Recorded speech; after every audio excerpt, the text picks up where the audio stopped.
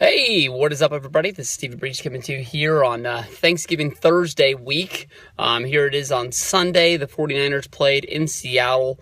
Honestly, this game wasn't as ugly as honestly I thought it was going to be. I know that people have been throwing a lot of eggs at Seattle this year, saying that basically, they're not as good of they're not as good of a football team as they've been in years past, but this is still a team led by Russell Wilson that's won a Super Bowl.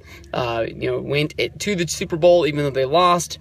They've been on top of the world the last 2 years, and they still have a lot of the pieces of the puzzle that took them there. They were able to sign a lot of those guys, and I don't know maybe if they're getting old or what it's going to be, but I will say this about the Seattle Seahawks. You come into a playoff situation, they're a team that I don't want to mess with. And here they are coming into week 11, evening out their record, finally making it to 500. I guess that would make them 5-5. They got a win over the 49ers today, and the Niners hung with them. It wasn't, that they weren't, drowning underwater, even though the score was 13-29. Blake Gabbert played as good of a quarterback as Blaine Gabbert's going to be able to play.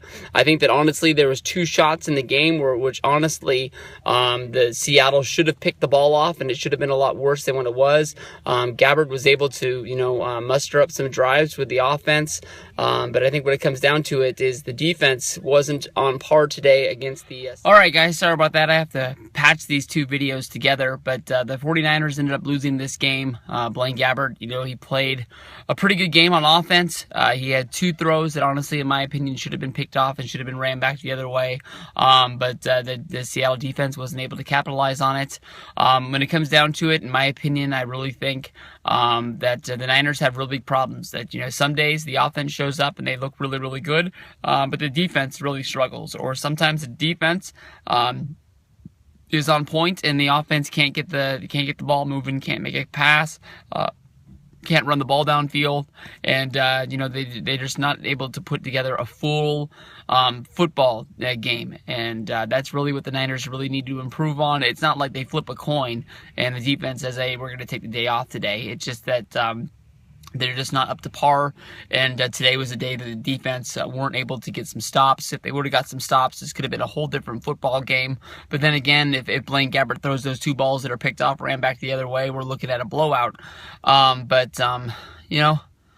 the most part, now that Colin Kaepernick's on the injured reserve, it looks like more than likely, there are teams calling for him to see if he's available. The Niners ended up putting him on the IR and not trading him off. There's going to be some sort of an off-season move unless there's some sort of a hallelujah. Preacher comes in there and puts these guys back together, and it's a San Francisco miracle. In my opinion, I don't think the Niners can find a better quarterback than Colin Kaepernick. They're not going to be bad enough to qualify for a high draft pick, to pick a top-notch franchise quarterback. They don't suck that bad.